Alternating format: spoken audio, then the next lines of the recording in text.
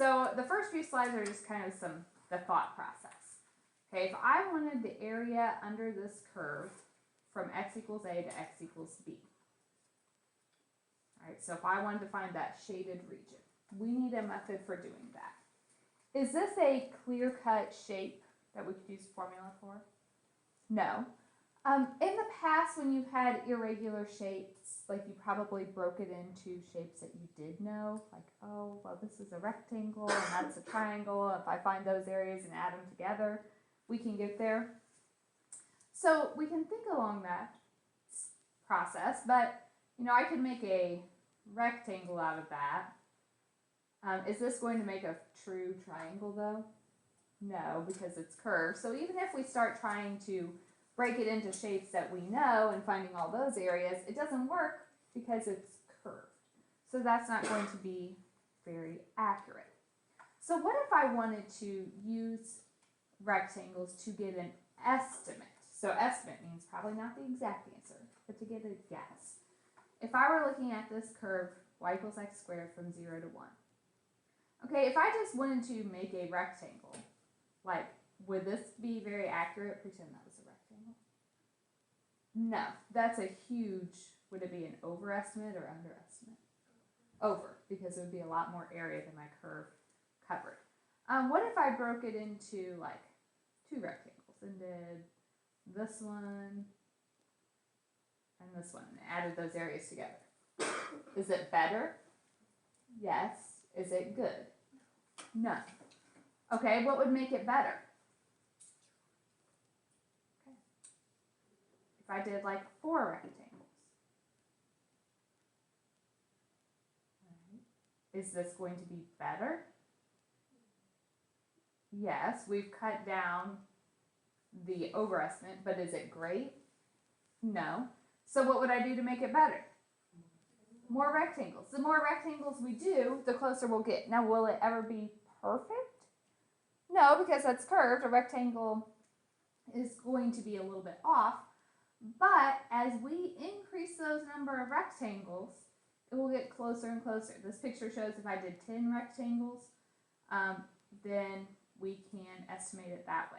Or this one is 30 or 50. So we can see the more rectangles we use, the better it is. That's kind of like when the number of rectangles is going to infinity. So this is kind of like a limit, right? Today we're going to focus on the more concrete. We are going to use rectangles to approximate areas today. And we're not throwing in any infinities or anything. We are just doing straightforward calculations for over and under estimates of a curve. So let's take a look at one. If I want the underestimate and overestimate of the area of the region under f of x equals x squared on the interval 0 to 3, using 5 rectangles, each of with 3/5. And then we're going to do the same thing with 10 rectangles. All right. So let's kind of think about this for a second. We are going from 0 to 3. So we could draw ourselves a rough sketch. Okay, f of x equals x squared, we know like 0 squared is 0, 1 squared is 1, 2 squared is 4.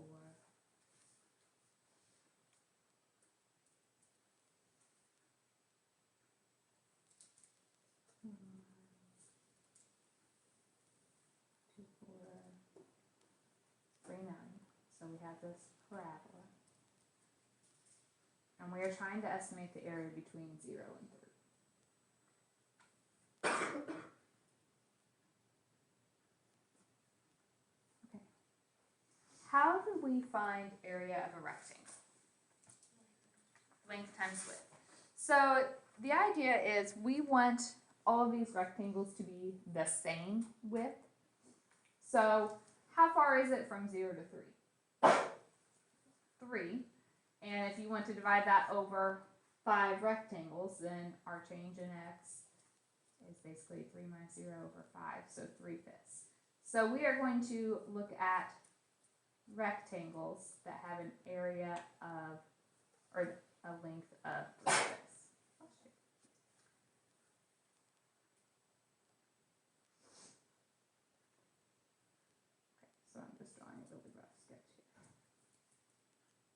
so if I want an underestimate, when I'm drawing these rectangles, we know the width is all the same. We need the height of our rectangles. Okay. So we have to think about how we want to draw them. And there's two different options. We can draw the rectangles like this. Would this give me an over or an underestimate? Over. And how do we know that that's over? Okay, my height is over the actual curve. So let's go ahead and do that. So this will be my overestimate with 5 rectangles. Okay, so the area of each one is length times width. So it'd be 3/5 times. Then I need this height. Okay, if I start at 0, I'm going up by 3/5, so that's 3/5. How would I get the height of this?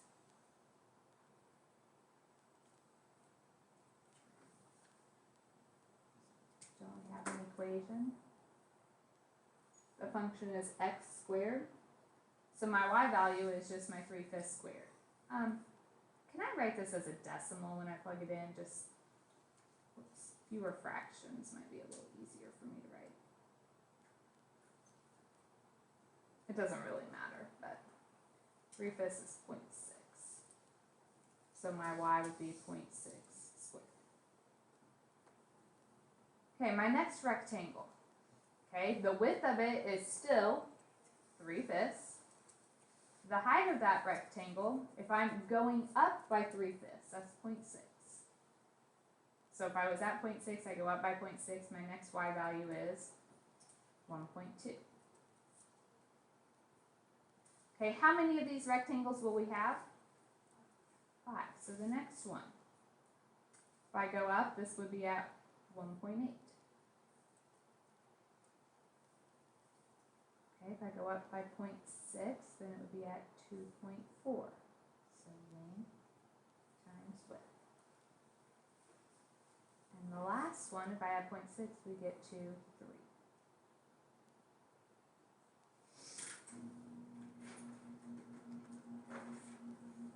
All right, you're going to need a calculator today.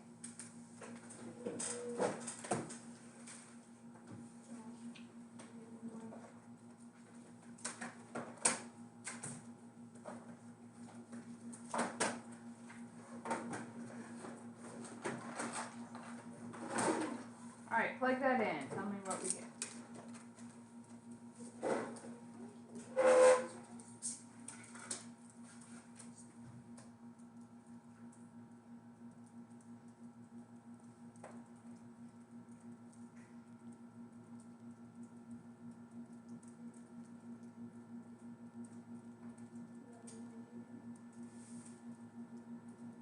Okay, so we know, does that mean my real area is 11.88? No, the real area is less than that because this was an overestimate. All right, let's find the underestimate with my 5 rectangles. So the width stays the same, it's still 3/5. But my height, if I'm drawing an overestimate, I'm drawing rectangles that fall below my curve. So my rectangles look like this. So my first one, I have to start with this point. What's my y value there? 0, right? My x is 0. If I plug in, that's just 3/5 times 0 squared for the first rectangle. Second rectangle, the width is 3/5. And my x was 0.6, so 0.6 squared. Next one, I would use the 1.2 squared. Next one, we would do the 1.8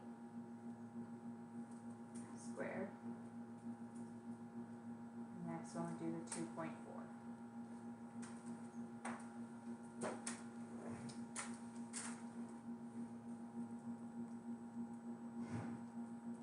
Why do we get I said if we were using 5 rectangles, Mhm.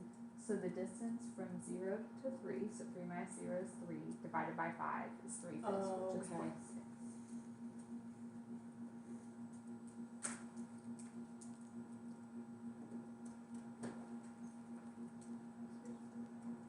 0.6. So what we know from this is that the real area is somewhere in between 6.48 and 11.88. Okay, this one was an underestimate because all my rectangles were below my curve. The other one, they were all above. What is the only difference in how we set those up? Like, if I'm looking, they both have the 3/5 times 0.6, and the 1.2, and the 1.8, and the 2.4. The difference is this one used 3 and this one used 0. Those are your starting and stopping points of your interval. Sometimes these are referred to as left hand and right hand sums. Okay, the first one, when we set up our rectangles, we use the x on the right for all of those. This one we use the x on the left for all of them. If I called it a left hand and right hand sum, you would know which was over and under because your bigger area is your overestimate, your smaller area is your underestimate. So even if you didn't take the time to draw the picture, you could calculate the two and then label them as over and under from there. Alright, so the only thing that should change is 1 point when you go between the two. Alright, let's do the same thing, but I want to do it with 10 rectangles. Did I give you guys a blank slide after that? I'm sorry. I should have. Maybe do it on another sheet of paper or something if you need space, or go up to one of the previous slides. Alright, so if I asked for an overestimate with 10 rectangles, what will the width be now? 3/10. Okay, it's from 0 to 3 is the length of 3. I want to divide it into 10 pieces. You notice every single one of these gets multiplied by it. So would it be okay if I just put it out in front instead of putting it on every single term? Save us some writing and plugging in. Alright, so my overestimate, we would start with the number on the right, correct? So we're starting at 0, so the first rectangle ends at 3/10, or 0.3. So its height would be 0.3 squared. And then we add 0.3 every time, and how many of these do we need total? 10. So if I add 0.3, the next one would be 0.6 squared. And again, I'm squaring them because that is the equation. It's x squared. So we would have 0.9 squared, 1.2 squared, 1.5 squared, 1.8 squared,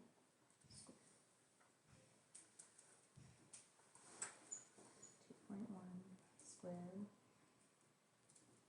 2.4 squared, 2.7 squared, and 3 squared. Do I have 10? And you notice my ending one was at 3, which was the end of my interval. So plug that in.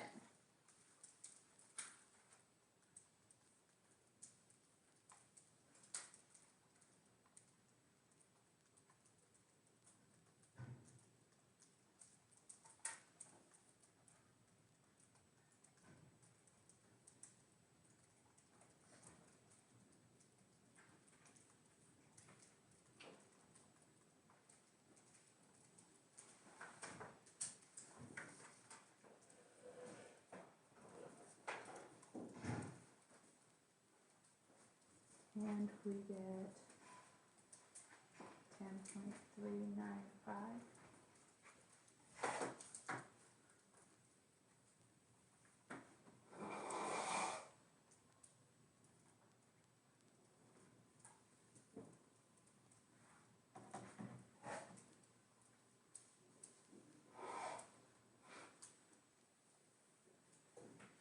When we do the underestimate, what will be the only difference?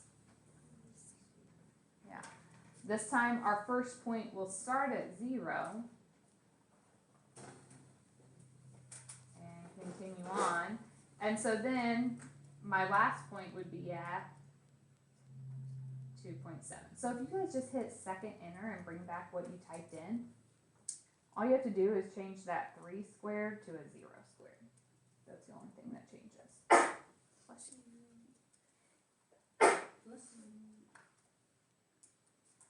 Okay, so how do these numbers compare to the original over and under?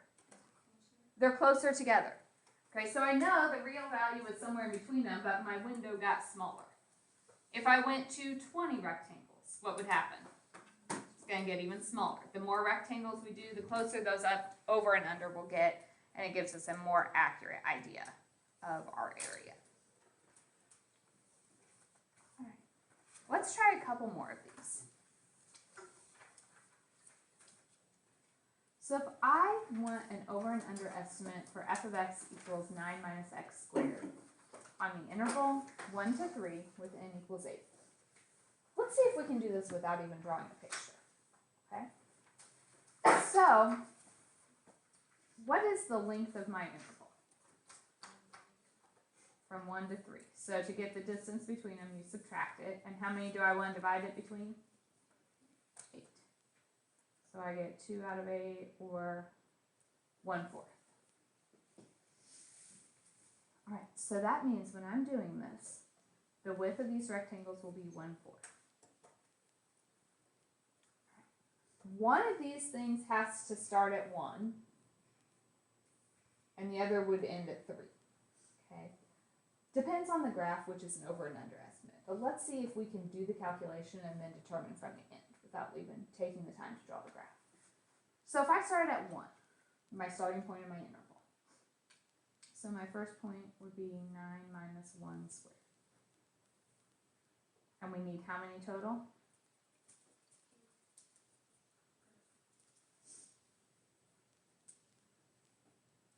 Okay.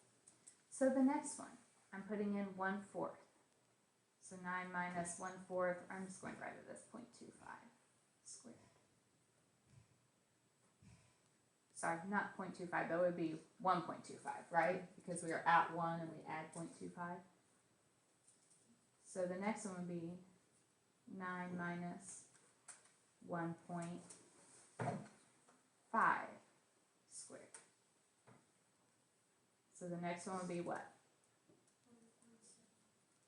9 minus 1.75 squared. Keep adding 0.25, so 9 minus 2 squared. 9 minus 2.25 squared. 9 minus 2.5 squared. And 9 minus 2.75 squared. And how do I know I'm stopping here?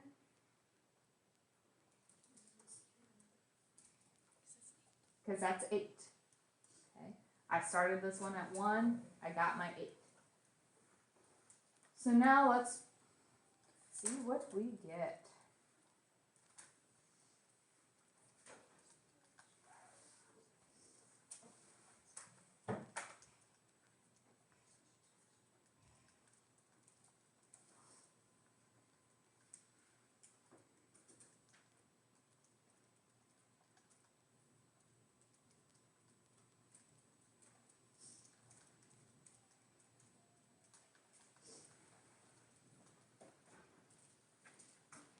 I got 10.3125.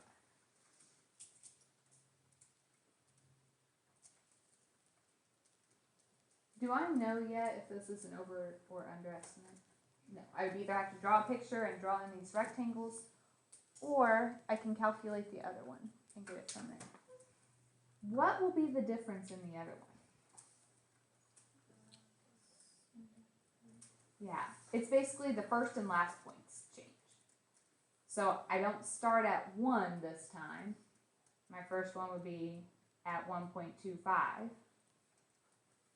Then we have all these other points. And then my last one would be at 3, because I would go ahead and add in my final point. So if you just hit second enter, all you have to do is change your 9 minus 1 squared to a 9 minus 3 squared, because that was the only point that changed.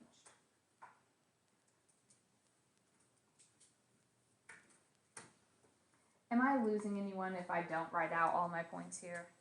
Guys know what I did. So which one was the overestimate?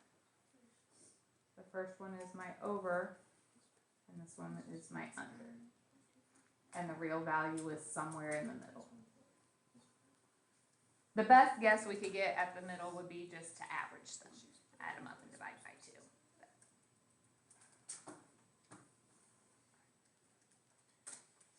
Is that okay? So for one of them, we do it with the first point, and then for the second one, we do it with the second. Yes. One more. And each time we're adding Your, those widths yes, onto your current x value, because that's how much you would increase to get to the next rectangle. So we're going to do the same thing, a new function from 0 to 3 with n equals 6. So first we have to figure out the width of our rectangles. Alright, so we have to do basically the width, the ending minus the beginning, and I want to divide that by how many rectangles? So 3 over 6, or 1/2, or 0.5 if you prefer decimals. Doesn't really matter, it's just whatever is easiest to write. Okay, so all of these rectangles have a width of 1/2, so I'll take it times 1/2. And then how many things are we adding together? 6.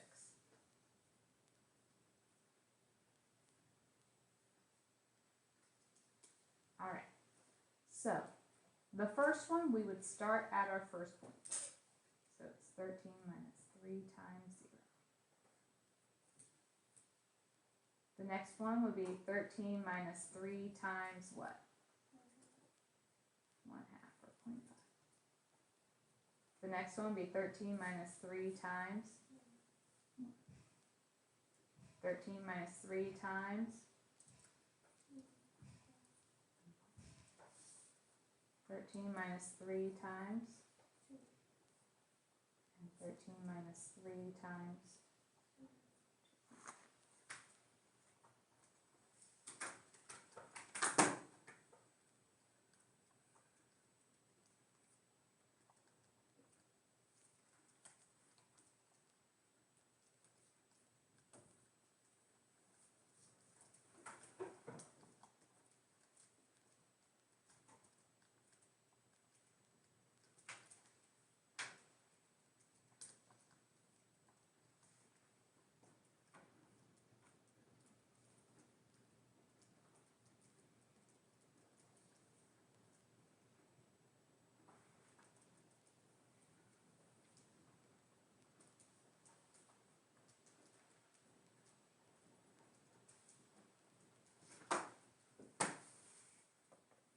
I got 27.75. Then for the second one, we basically, we're not going to start at 0. We start at the 0.5. Keep all the other points the same, and then what would we end with? Add 0.5 one more time. So it's just taking off the first point and adding one more on the end. And so if we do that,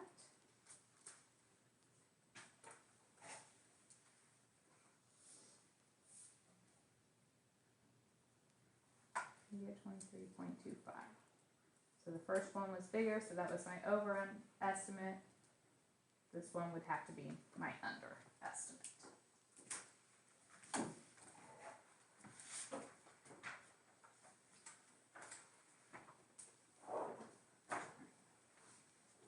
So far, so good? The second thing I want to talk about today, it's really just kind of setting us up for later on. This is time consuming. Okay, it's tedious, and I'm giving you a fairly small number of rectangles. But we know if we want it to be more accurate, what would I have to do?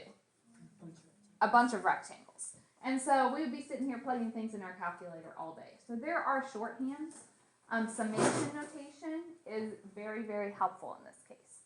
So when you look at this, this tells you basically you're going to add up from your starting point to your ending point, and a formula for how you're going to do that.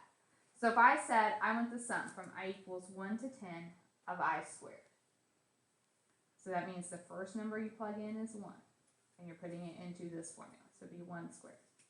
And you always increase by 1. So 2 squared, 3 squared, 4 squared. Where would I stop?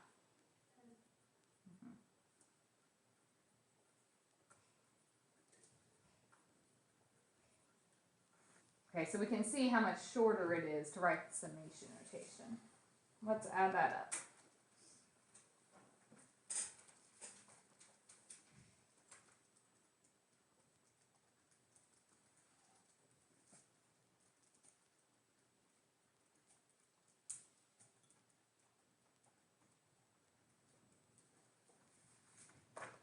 $385.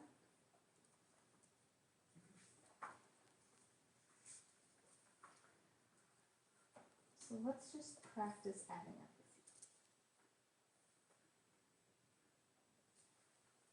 So this one is the sum from k equals 1 to 7 of k plus 1. So if you put in a 1, what do you get out? 2. Put in a 2 and we get, put in 3, we get 4. Where would I stop? Yeah, so if you put in a 7, you get 7 plus 1, which is 8.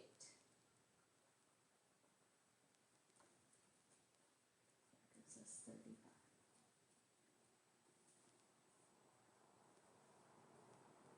B, sum equals 1 from 1 to 6 of 2 to the n. So what would I add up?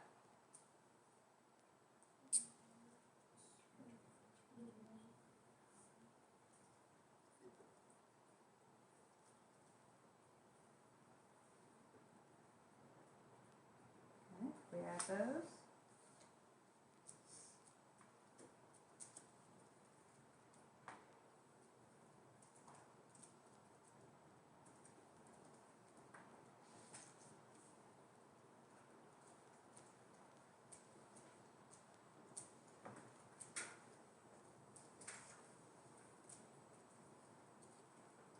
$1.6.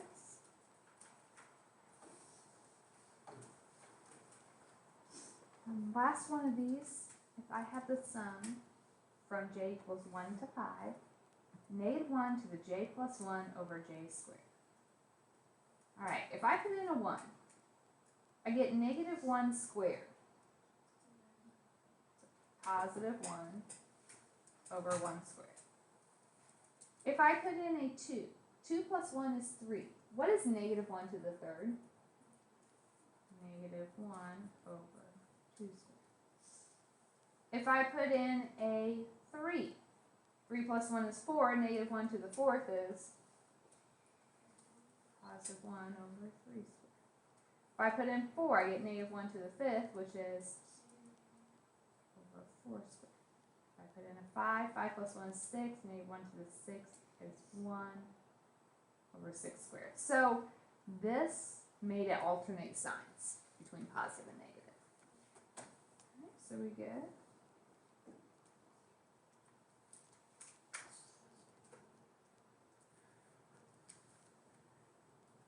oh, did I miss a term? I put 6 instead of 5 right here. I plugged in 5, but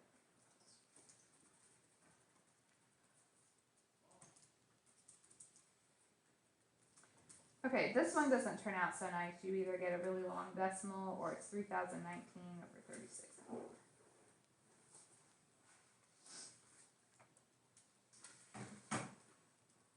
Alright, we are doing one more slide today. So these we have been taking the summation notation, writing it out, and adding them up. I want to go backwards. If I give you what it is all written out, can you write a summation notation for it? Are we okay on this one? Now, on these, it's not always just one possible answer. Okay, so you have to find a rule that works. So I have to add it up. You can pick whatever variable you want. Let's just say I use I. Technically, you could start wherever you wanted. This is my first term, my second term, my third term, fourth term, fifth term, and sixth term. So would it be easiest probably to start at I equals 1? And where do I need to stop? 6. Okay, so 1 is 1, 2 is 2, 3 is 3, 4 is 4, 5 is 5, 6 is 6. So it's I, but then I need to alternate signs. So how did we see the signs alternated? We had that -1 to a power. Okay, so I need -1 to some power. Okay, if I make it just I, let's see if that works. -1 to the first would be negative, but my first term is positive. So what should I do? So I basically need, when I plug in a 1, I need this to turn into a positive. So what if we add 1 to it? So if I put in a 1, I get -1 squared, which is positive. If I put in a 2, I get -1 to the third, which is negative. So does this pattern work now? So it's kind of like a trial and error type thing. B. Okay, so this is my first term, second term, third term, fourth term, fifth term. So I would add up from I equals what to what? And can you find the pattern? What is it?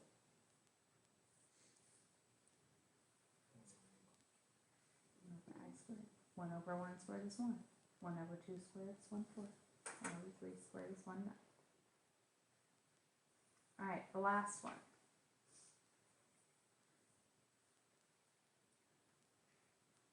So here are my terms. And some of them look okay, like when I put in a 2, I get the square root of 2. 3 gives me the square root of 3. When I put in a 4, I just get 2. Because the square root of 4 is 2. 5, 6, 7. When I put in an 8, is the square root of 8 2 radical 2? Square root of 9, square root is 3. So this is the sum from I equals 1, 2 of square root of I. So that's our stopping point for today. I have a hand.